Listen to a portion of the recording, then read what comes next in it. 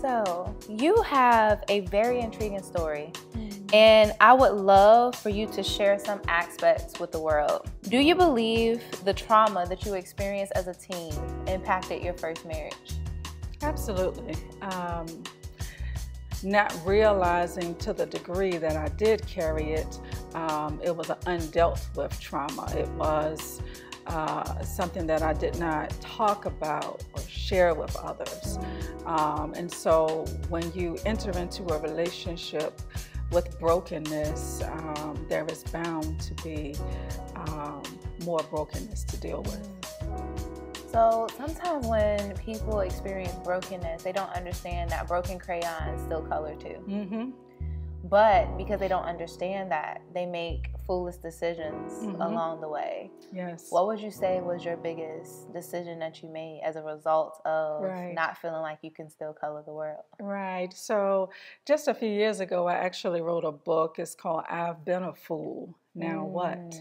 Based on this idea that the foolishness is not about what happened to you.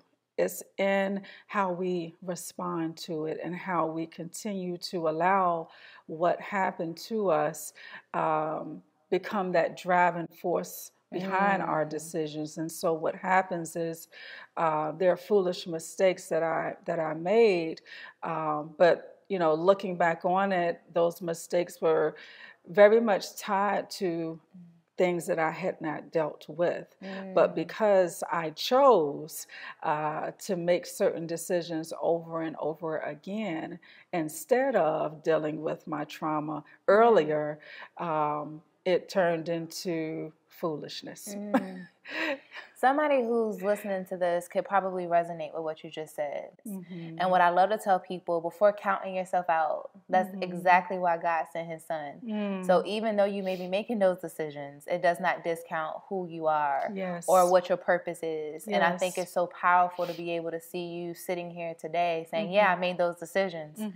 But those was those decisions and I'm okay. Absolutely. So kind of shifting the conversation just a little bit, the loss of your two parents, I know that that was painful for you. How did that impact how you showed up as a mother yourself? Wow. When you lose both of your parents, of course, for me, both losses were significant. I lost my father first in 2001, and then I lost my mother just a few years ago.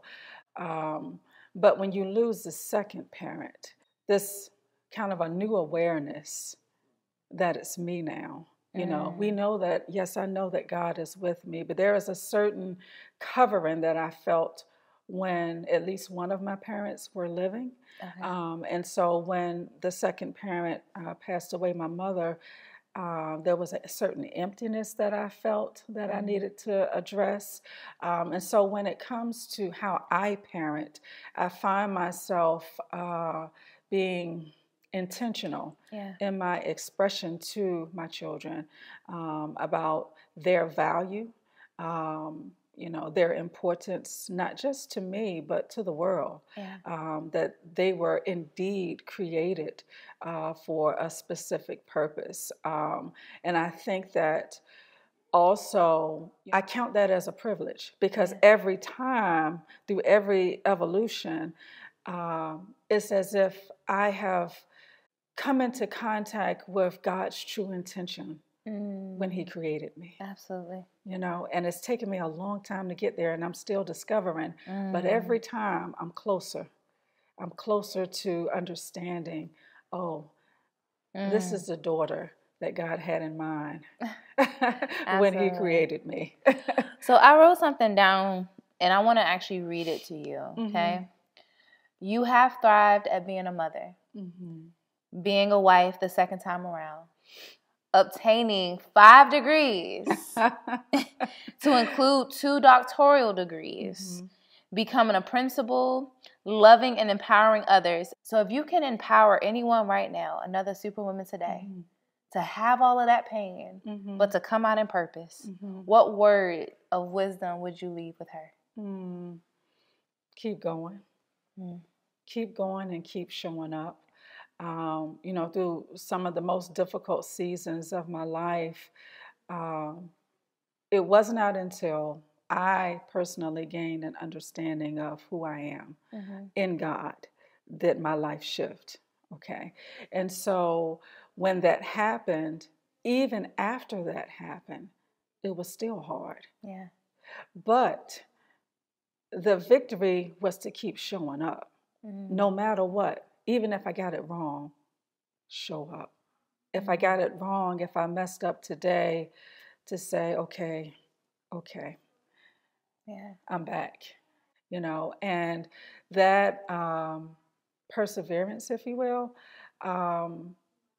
was part of what was life-saving for me, because at any moment I could have given up when it got really, really hard, even after I developed a personal relationship with God. But it's that decision, really, to just simply say, I'm going to keep going. I'm not going to give up. Even if it's hard, even if I mess up, I'm still going to keep going. And you doing that is what makes you a superwoman. So keep going and keep showing up. Yes. Absolutely.